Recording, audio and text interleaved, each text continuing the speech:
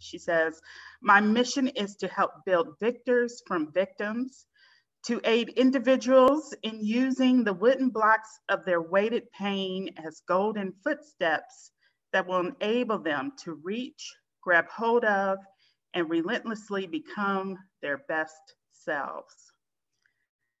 I tease her that she's my spirit poet, and by the time you finish hearing her presentation, understand, right? Without further.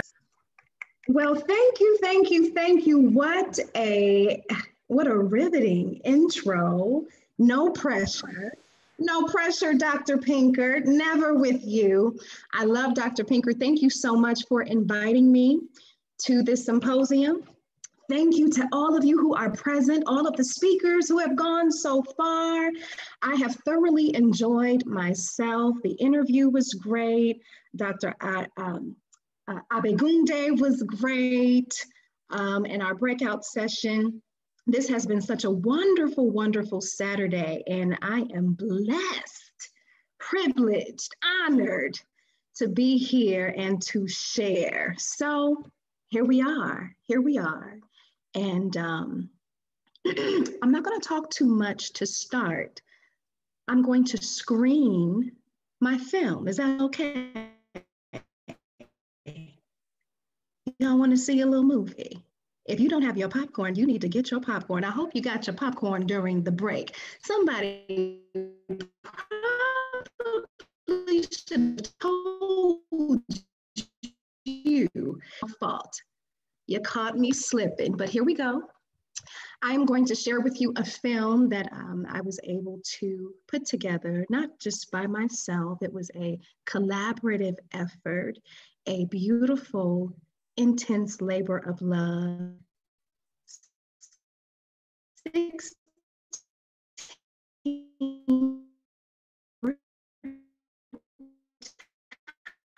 time. And then hopefully we will write a little bit too. Sound okay? Are we good? All right, if you're here and you are awake, please go ahead and just chat your mood, put your mood in the chat. Thumbs up, Dr. Pinkert is on the thumbs up game. If you want to give a thumbs up, you can give a thumbs up. If you want to say, I am wonderful, I'm chill, I'm peace. If you are at the beach mood, go ahead and just put that in there. Optimistic, I love it. Anticipating, I love it. Excited, feeling great, happy. Do you know how good it is to say some of these things aloud? Even if you're muted, you probably should repeat some of these things out loud. Just to ring, call it forth, manifest it for your own self. Use your mouth for what it really is, a tool to create, right? To create what is unseen so that it becomes seen. Okay, good. I have an audience. We are alive, we are well, we are vertical, inspired, as am I.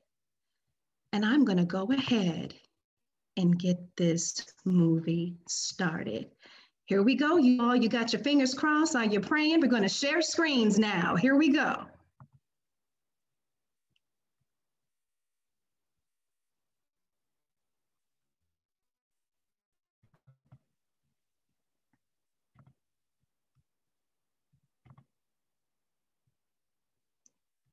Thumbs up if you can see. Thumbs up if you can see for me. If you can see my screen. All right. Okay, here we go. I'm going to go ahead and move this to the side.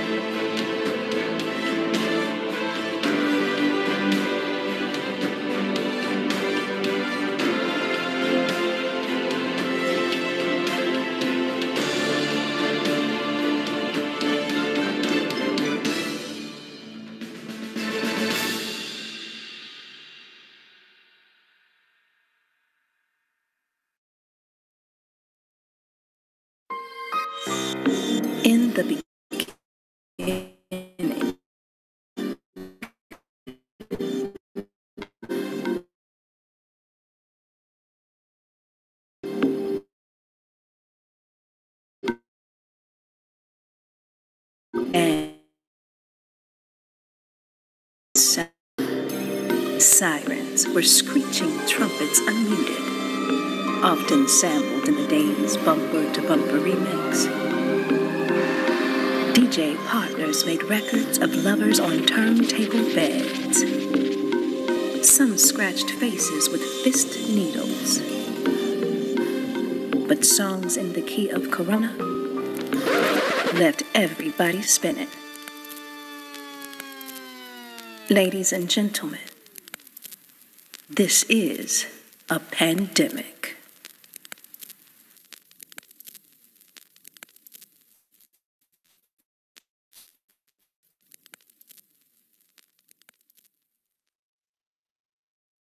At the forefront of every revolution, there is art. And I believe that the poet is one of the toughest frontline warriors. And Nina Simone represents that. And so we're going to listen to what she has to say and move on from there. An artist's duty, as far as I'm concerned, is to reflect the times. I think that is true of painters, sculptors, poets, musicians. As far as I'm concerned, it's their choice. But I choose to reflect the times and the situations in which I find myself. That, to me, is my duty. And at this crucial time in our lives, when everything is so desperate, when every day is a matter of survival, I don't think you can help but be involved. Young people, black and white, know this. That's why they're so involved in politics. We will shape and mold this country, or it will not be molded and shaped at all anymore. So I don't think you have a choice. How can you be an artist and not reflect the times? That, to me, is the definition of an artist. What has been one of the greatest challenges for you as it relates to COVID? Not being able to hug my grandpa. Not being able to get out with my family and go see the other family members and, do the things that they like to do. Dealing with a funeral. Not being able to hug my grandma. Not having physical touch. Losing someone I knew. Not being able to see my older kids in Little Rock. Not allowing my son to play with other kids. As an introvert, not being able to have that contact when you want it. Now, I got a question for you. And this is rhetorical. You ain't got to confess.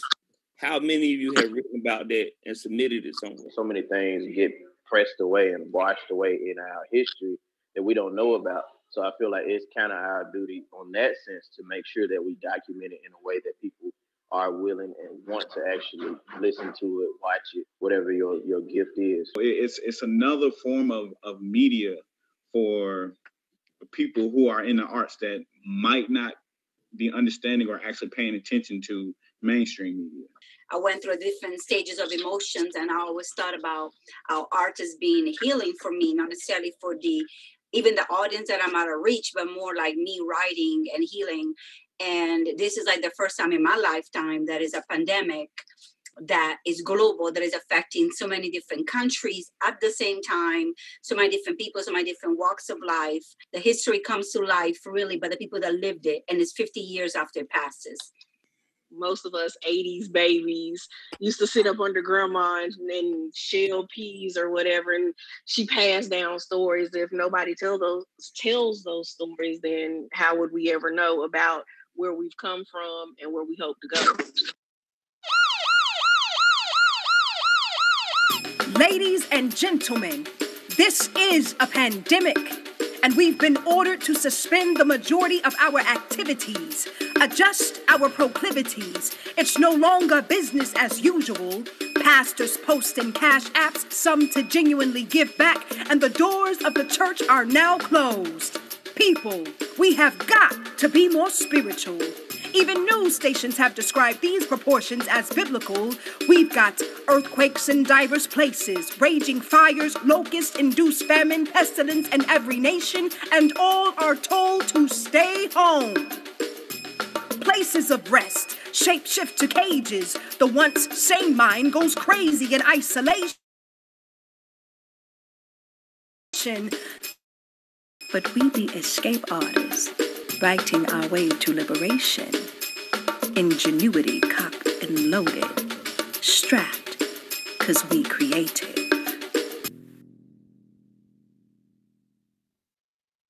Safety means security. Safety is the moment that I can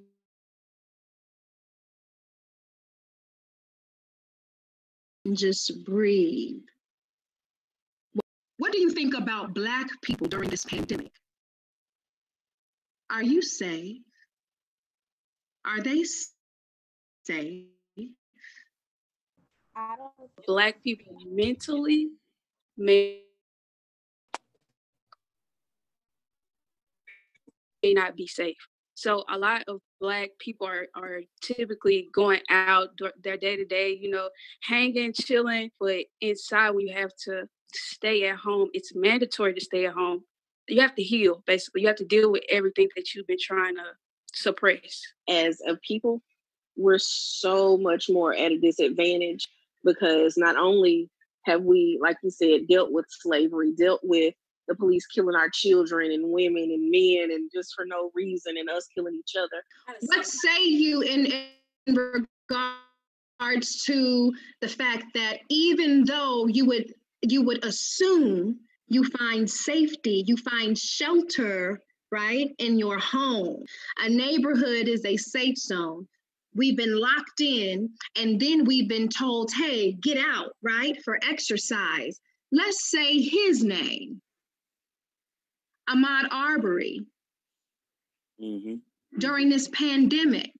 I want you to think about that for a minute. Take a moment and think about that for a minute. You're supposed to be quarantined. You're supposed to be able to be inside and come out for a breather and experience security. But when you're Black, that's not safe either. That's not sitting in your own home right now is not safe either. She was an EMT, one that was on the front lines, was in her own home where it's supposed to be safe, where she's supposed to have that security. And the police came in there trying to serve, or said they was trying to serve a drug warrant and killed her. Yep. Breonna Taylor. So we have Botham Jean, and now we got Breonna Taylor. You Black, you need to be knowing what's going on. You need to be researching, right? We should know their names. That's a place for us to insert our voices and infiltrate the community with truth and awareness and be the frontline soldiers that we really are, armed with our pens. At our breaking point, when we lose control, we seek help outside of ourselves. We seek wholeness in God. If we didn't know him before, we always find him in God. And our strength is not in how we stand, but in how we kneel. What are you learning? What can you do? And whom are you giving free game to? Are you spreading awareness and being safe, or are you just in a way? Your frivolous lifestyle has taught you that you don't need that new gadget anyway. The brakes were not working. Mama told us to pray. Seeing the fear in my sister's eyes made me fear the loss of another day. A red light approaching, just enough space to get away. A track Mama found to our right. She shut the car off and we thought that we'd be okay. And we are. Now the car starts and it drives from place to place. And if it weren't for God's angels, I'd be paid if we would have made it back home safe. We be escape artists, writing our way to liberation. Ingenuity cocked and loaded, strapped, 'cause we created. But these simile slugs don't stop skin stalking. From Emmett Till, Trayvon on a stroll to Ahmaud Arbery going jogging. When you look like me, you weren't safe before or after quarantine. If Botham Jean, Breonna Taylor, or George Floyd were alive, I'm sure they'd agree. Put your hand behind your back. It's good breathe. It's good breathe. It's good breathe. It's good breathe.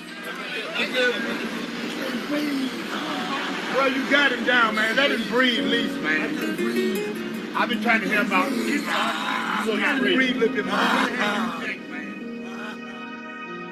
We're sure they'd agree. COVID-19? COVID-19. COVID-19 is sorrows beating on the lining of my intestines. It's their home remedy. My brain becoming overworked when my stomach is at max capacity. It's ice cream trapped in lactose intolerant system, scent of something done crawled in you and died. Gas passed, then car packed, doing 55 on I-65, and it's raining outside. Everyone's dying to jump out of the vehicle, but everyone knows jumping out of the vehicle ain't worth dying. COVID-19. COVID-19. COVID-19 is bread soggy by turnip green liquor, baking grease, sticky calves with importantly impotent minds in iron times. A tall glass of ice-cold lemonade, liquid gold that even King Midas couldn't touch. But COVID-19 is one too many lemons. COVID-19. COVID-19 is a magnifying glass, poking its lens where it doesn't belong, into my singleness, illuminating my loneliness, burning a hole in my heart. It's a divorce, a father begging to see his kids but can only reach them through the phone. It's weeping with them from a porch he once called home. COVID-19. It's like hearing your child call someone else dad and then having to be okay with it. COVID-19 is such a painful picture that I gotta stand 6 feet away to see it.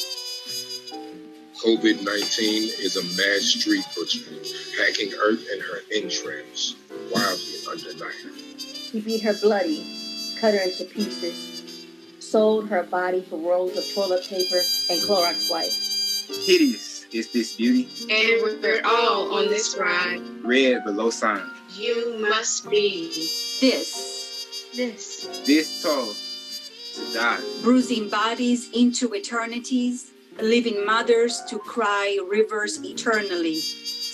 COVID got me frustrated.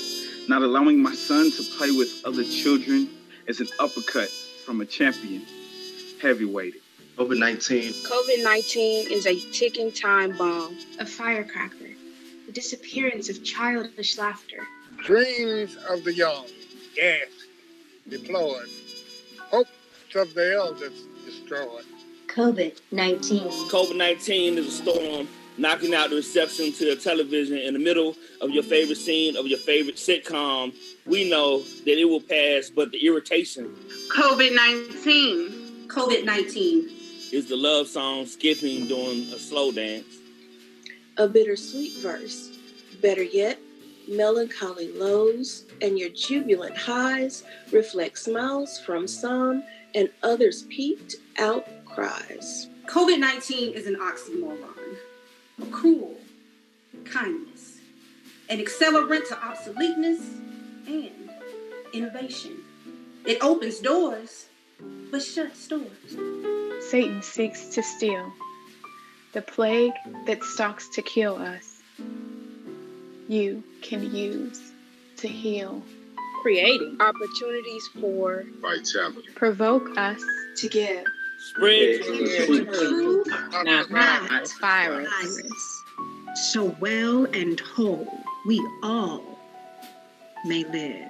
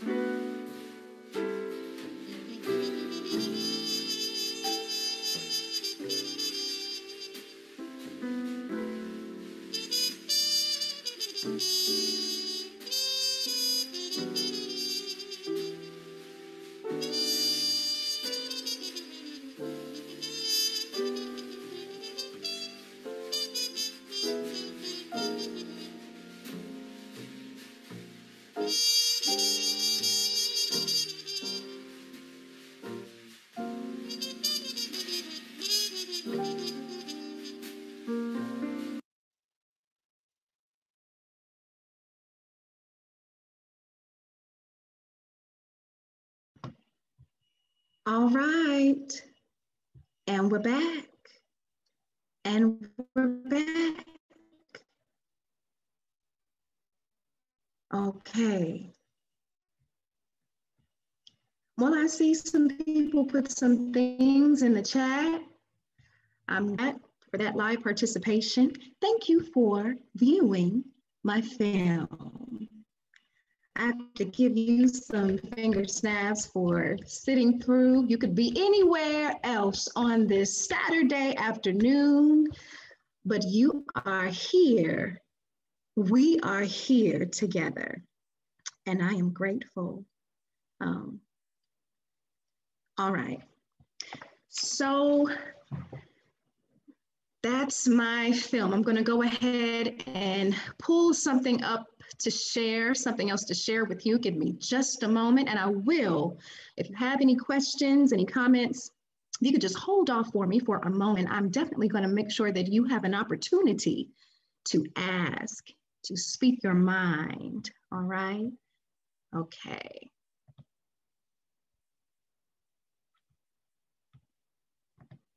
Bear with me just a moment.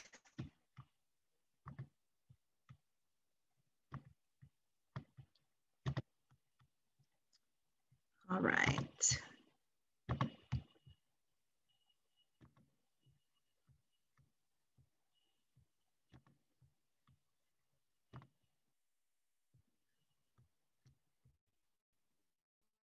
And I need to move this. Well, here we are. This segment is Poetry and Protest. Poetry and Protest. Those of you who were here for the beginning of the film, you got to hear what I have to say regarding really art. And I believe at the forefront of every revolution, there is art. And there is also the poet. There is the poet who is often on the front lines. And I made sure to insert Nina Simone and what she had to speak about the duty of an artist. The duty of the artist is to reflect the times, okay? And I have started a company. It is called Linguistic Liberation. It's an LLC, and where we believe in freeing everyday people one word at a time. It is a marriage of the arts, of poetry, spoken word. And I went ahead and while completing my graduate studies at Lipscomb University this past December, I also went through courses to provide me certification as a performance coach. So Linguistic Liberation, it is a consulting company, but we provide educational, creative services through poetry and spoken word. And we believe in empowering clients and helping them to find their voices and use their voices enough to stand tall in their truth. So it's about strength and vulnerability there. And we also provide other personal and professional services. We're committed to client success by partnering with their individual process to achieve identified goals. Okay, so that's a little bit of background of my company. And with this, I've been able to go into schools and conduct residencies and workshops for these services. And if you're not yet muted, go ahead, and if you would please just mute your mic so we don't have to deal with the feedback. Thank you. All right. So with this film, how did it all come about? Well, we have Metro Arts, the Nashville Office of Culture and Arts, had an opportunity for artists to create a work that would be one where community could be involved and community would benefit. And I thought, well, we are all stuck indoors at this point, as we should have been, right? And some would say as we probably need to be now with the things that are going on with this virus. And I said, I'm going to use COVID, C-O-V. I'm going to create an opportunity for vitality. Spread your truth, not the virus. And it was a series of workshops with a co-facilitator, a brother, friend, a mentor, even of mine, Brother Timothy Moore, who also goes by Urban Thoughts. He is from Memphis, Tennessee. And I said, I need your help. Will you come on board and help me facilitate some of these workshops that I'm coming up with? He said, sure. We ended up with a cohort of about 20 people from all over the country that signed up to meet on these days, a period of 2 weeks, where we would gather and we would have prompts and we would talk. We'd talk business, often after our recorded sessions. And it was all about having an environment and an atmosphere where people could share and artists could do art together. We had PE, poetic exercise, and it was live and it was virtual, and it was often the highlight of our days. Okay. So COVID started it, then George Floyd. And I want you all to go ahead and take a look at that. 164 of me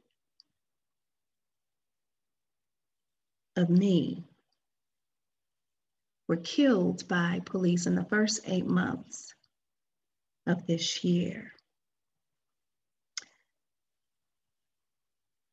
COVID, some people, we have a hatred for it. One thing that it did do well, it set the stage. And it held us by the necks to view an atrocity, a terrorism that has long plagued this country's existence. The murder of Black people. And we had to watch. There was no turning away. And as a result, there were protests. As a Black woman, I could not continue creating an opportunity for vitality because of COVID and COVID alone. I had to heal. Shout out to Dr. Abegunde. I had to heal. And so I chose to heal. How? With my art. I had to find a way to marry 2 pandemics. The most recent being COVID-19 and the most ancient racism. I had to find a way to fuse them in a work where Black people could speak out about their experiences. So the art began and it changed in process to become what it now is. James Baldwin, the role of an artist is exactly the same as the role of the lover. If I love you, I have to make you conscious of the things you don't see. Poetry and protest.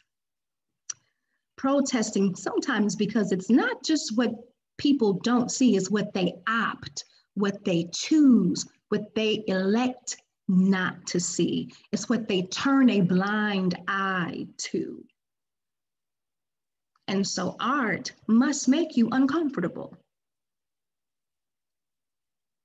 When protesting, it must leave you unsettled, right?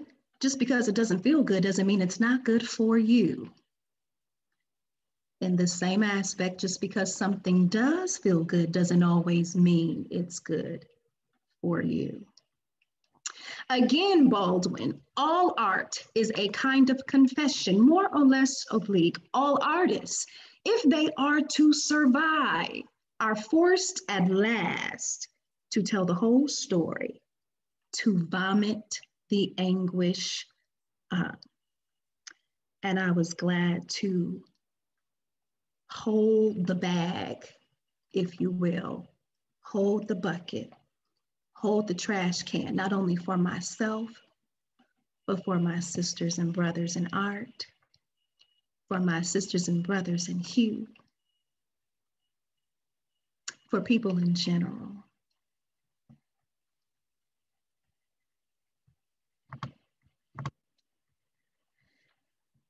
I could not do all of this on my own. I had to join forces to be a force. So you all were able to see S.A. Morrison and Latasha Francis. That was my film team. That was my film team. I was able to reach out to them through friends of friends and say, I have a vision. And I think this this story would best be told with a visual. I need a product. When I'm done with these workshops, I need something that will live beyond them. And we came together, 353 Media Group, and made it happen. One of the first things he asked me about, though, was storyboarding. What do I know about storyboarding? I knew absolutely nothing. And I'm so grateful that he was so gracious and Latasha was so gracious. And I invited them to be here today to speak about their editing process as filmmakers. If you all saw, there was a special on OWN Network regarding dark skin. He did that work as well, okay? So shout out to S.A. Morrison. But he said, we need a storyboard. And I thought, okay, traditional storyboard, if I have to draw these little scenes and tell you what's supposed to happen in these scenes, I'm not much of a visual artist. Kudos to those of you who have that gift and that skill. God skipped me when it came to that, all right? But instead, I wrote my vision. I drew my vision with words. And when the film begins, you hear a voice. It's me doing the voiceover work. That is the poetry in the film with the music underneath, with the exception of moments where you hear a variety of voices. Those voices belong to the cohort, the poets that took part in our workshops. So they were very, very gracious. I was able to tell them what I wanted and put it in parentheses, just put it in notes. That was my storyboarding process. I need the music, I need everything to come to a screeching halt for this moment in my poem. And they did so well. I let them know these are the images that I want. I want the world to be shown bustling. And then I want the world to be shown still and quiet. And for all the other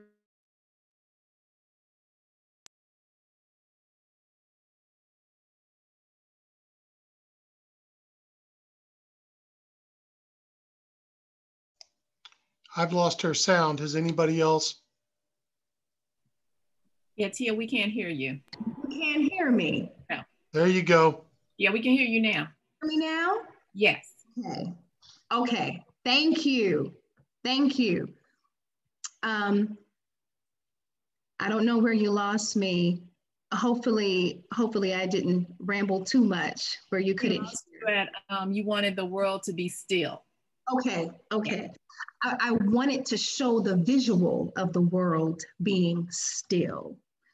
So just going through the process. The workshops came into play. We had to edit them. We still have so much footage that we're able to use, but because I needed this film to speak to our lives as people of color, and to allow them to speak to their experience. We really had to go through and check time stamps, and there were some all-nighters that were pulled. So we did all of that, and then we had the choreopoem. And I had a number of the poets that submitted pieces to me, and you heard a lot of metaphors. COVID-19 is, COVID-19 is this, COVID-19 is not this. A lot of those metaphors were parts of larger works that I had to comb through to find. And I had to order all of those parts and pieces to make sure that we had one fluid work that everyone was proud of.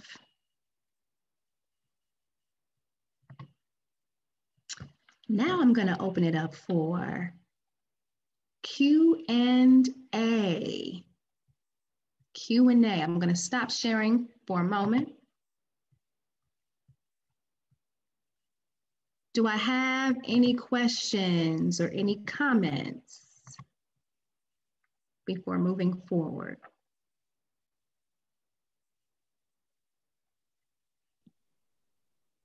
I see one in the chat. Rachel asked, can we access that film? Yes, I will make sure that I make the film available, and maybe I need to just get that to you, Courtney, when all of this is done. So, sure. I see you, Michael. Thank you for sharing that. What collaborations have been born out of the film, kind of looking forward to post-vaccine? Like what kind, if you didn't know them already, or even if you did, I'm sure relationships became deeper. What kinds of collaborations can we look forward to kind of see in person? Oh my goodness, there are a number of us that are still in contact with each other. And I talk to people, but there are other folks in the cohort who are talking to each other, and some of those conversations I don't know of. Collaborations that have been going on. People were not just there under the title of writer. We were artists, unlimited. There were sculptors, there were writers, there were photographers, there were dancers, there were singers, there were visual artists, educators. There have been, what other collabs do I know of other than the photography? More invitations of individuals going into other schools, and even just on the day-to-day, having someone to share your work with, having someone to review what you're doing. There's been a lot of that, just a lot of support in that area. Anyone else? Yes, Dr. Pinkard. Can I piggyback off of Mike's question a little bit? And can you essentially explore the benefits of these kind of collaborations when we combine various elements of art, particularly poetry, and how it's evolving and blossoming to be this multimodal sort of thing? Can you talk about what's to be gained in those exchanges? Absolutely. I'll first start by saying it is so important for us to not limit ourselves. Had I gone into it with the thought, film, a visual. I don't know that. I don't do that. This would have never happened. The power of the collaboration is that you're able to cover more ground. Poetry does not always appeal to everyone. And so that opened the door for a person who may reject poetry, who does not fancy words or writing.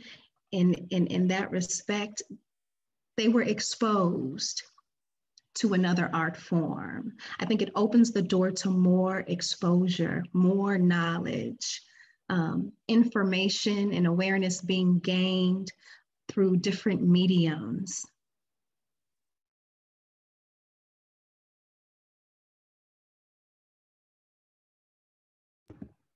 Tia, there's a few questions in the chat from Alicia and Courtney. They're really powerful.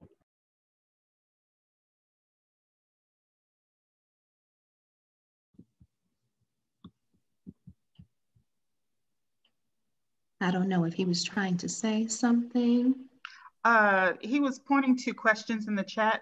I can help you see them, maybe. Courtney asks, how do you get people who are new to writing poetry to express such intense feelings? I copied that from Jennifer, so good. Yeah. Okay, thank you, thank you. I will say this. I can demonstrate vulnerability.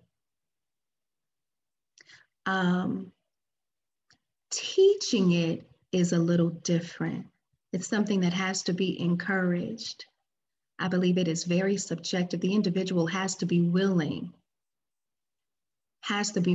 to let the walls down, let the guard down, in terms of speaking the intensity aloud, even sometimes in writing out the intensity. I will say, often getting people to go deep, to dive deeply quickly, happens with the right prompt. If you can provide the right prompt, they'll go, oh, okay, so I think I'm writing a simile. It's just a simile. Oh, no, it's not just a simile. If you're telling me what it's like to be or have blank, for those of you who don't know, it's like something that people don't know just by looking at you. It's not just a simile. Before they know it, they're pouring out their truth. And then the question is, can you stand in it? Can you stand? The process of developing the film, making such a powerful piece, thank you. It was a labor of love. It was intense. It was not a very long process, probably over the course of a couple months. And so I was forced to hit it hard every day, as was my team once we got all of the footage together. We had a number of sleepless nights, and it was all worth it. Am I feeling any differently now than I did when creating the film about the two pandemics? No, I'm not. How much has shifted? Do I have a reason to feel any differently? Do we not still have the pandemic?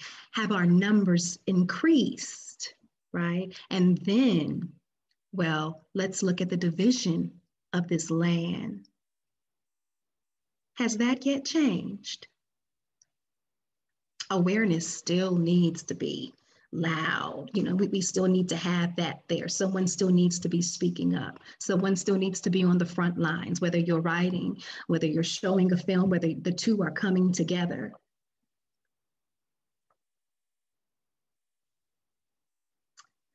Okay, I wonder what you think of the melding of art, poetry, and protest in the 21st century after the pandemic. How are we going to use innovative technologies to do this in the future? I think I think this is a great start. I think this is a great example of how we can fuse them and use technology. Why not have Zoom? Why not have these things beyond pandemic? Well, we can be in person. Well, you can still stream live and reach people who are not in the same city. Can you make any suggestions about how creatives can find groups to collaborate with during the pandemic, especially for people who are located in places without large arts communities? Great question. I say it starts with you. Who do you know? What other artists do you know? Do you know any? And if you don't, have you researched in your small community to find out if there is a fellow writer or a visual artist? Have you reached out to say, hey, there's a lot going on and this is our lane. This is where we get to speak out and help be a voice for those who often don't have the courage. Yeah. And thank you, Courtney. We can start here. We can start here. Absolutely. We are a community. We are. I'd like to challenge you all, if you don't mind. Do you all have something to write with? Something to write on? And if not, if you're on your computer, you know, at this point, this right here has become old school. I don't know about the rest of you, but this is considered old school now. I consider myself a little old school. Sometimes I don't like doing all the toggle back and forth, but I want to take you through a brief writing exercise, okay? So give me a moment. I'm going to go ahead and share my screen. Okay.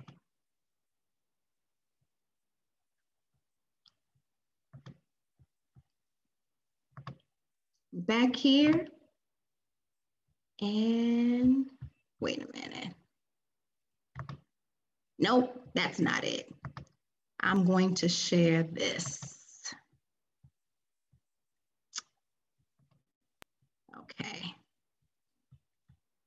And I'm going to go ahead and take you all in the back.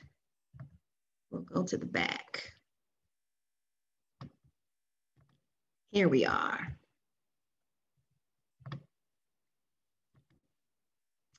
Okay.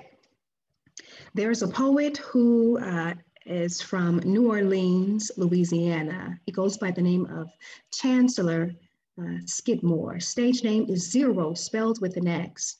And he does this exercise that I absolutely love. I like to refer to it as the essential life story. So the challenge is you are going to write your life stories. Oh yeah, your life story. Sound hard? Sound like we have the time left? No, we don't. You're going to write your life story, but you only have 24 words to do it. We have function words, right? The, to, and, but we have the articles. I can go through all of that. I won't. I'll spare you. And we have content words, your power language. So you have to choose your words, what? Wisely. Select your words wisely. Here's his example, his life story in 24 words. Born into storm of attitudes, taught to be thunder, grabbed onto music and speak, bolted into fatherhood, learned to inspire flashes of young thought. I want to give you I want to see what you can come up with. 24 words, 5 minutes. 5 minutes for 24 words.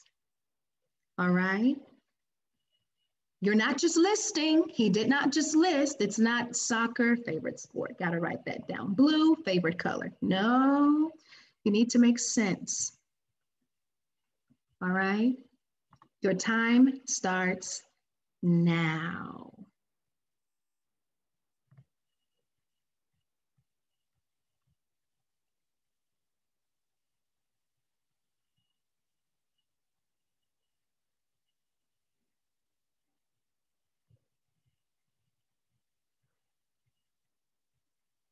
And I will provide a little mood music for you while you write.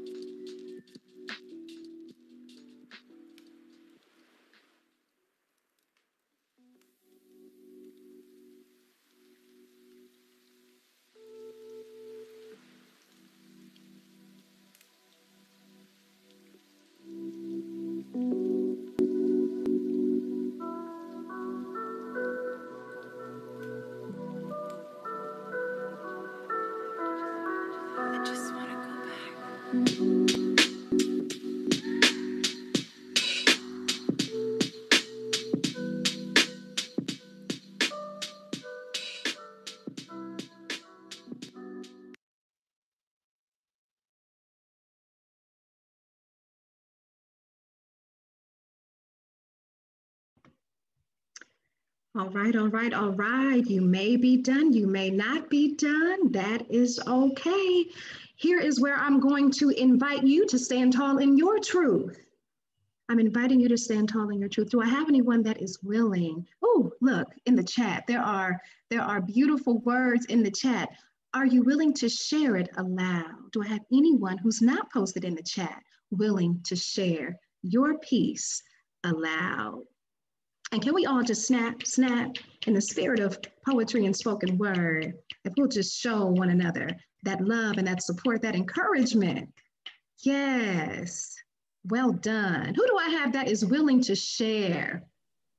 Okay, so it looks like I have, is it Leasia Thompson? Yes, ma'am.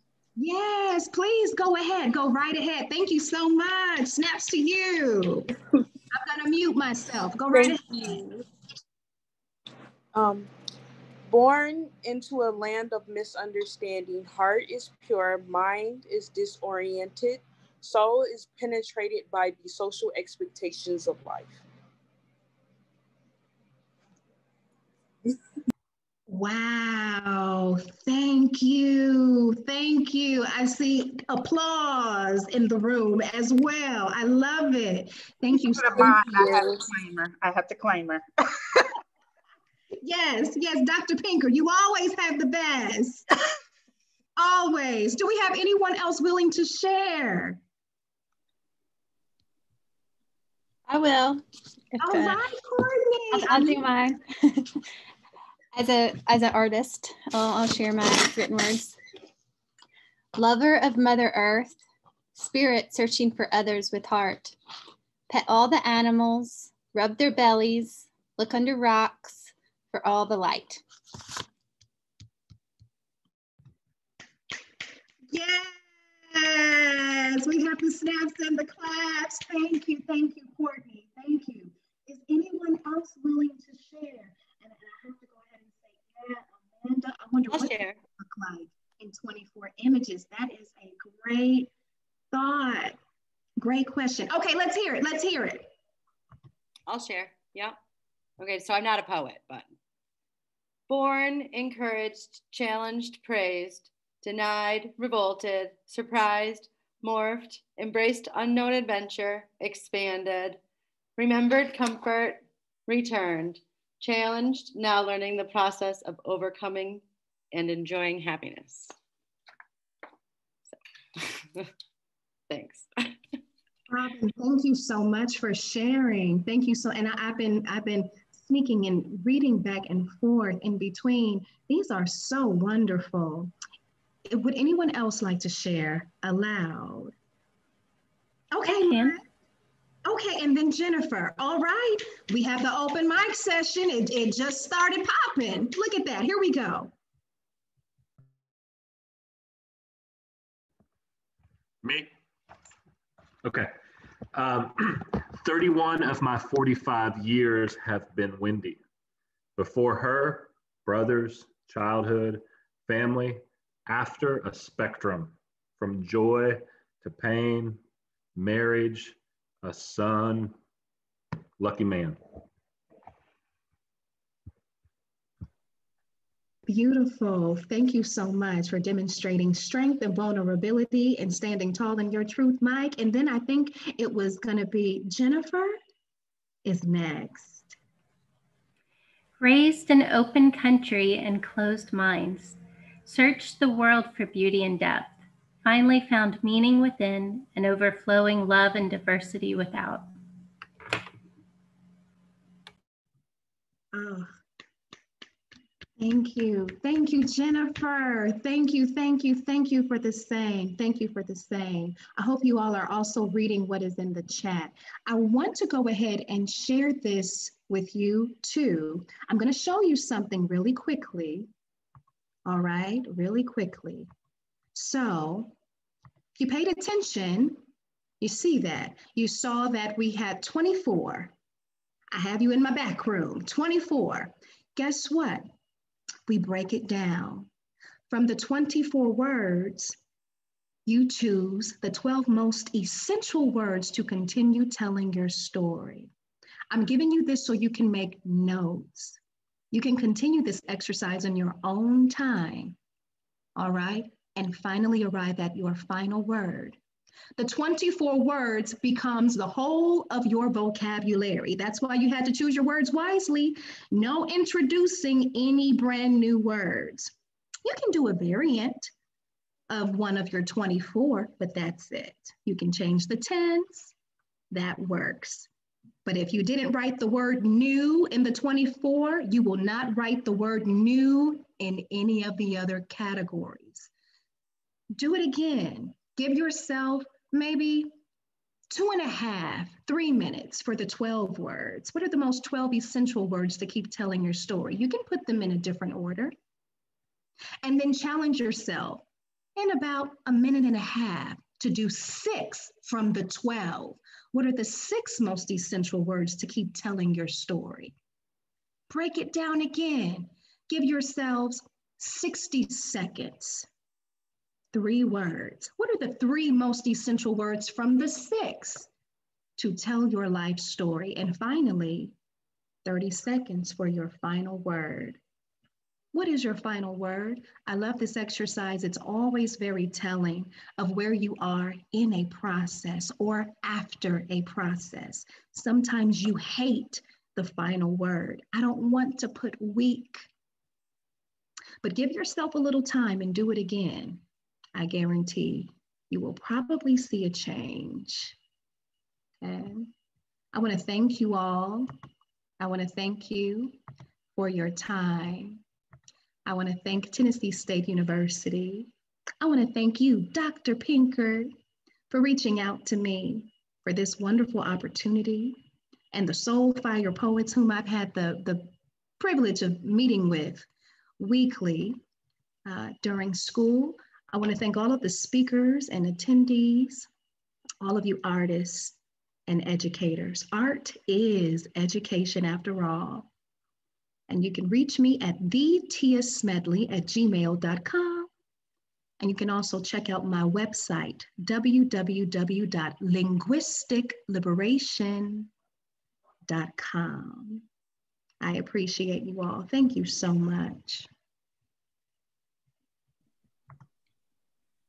Thank you, Tia.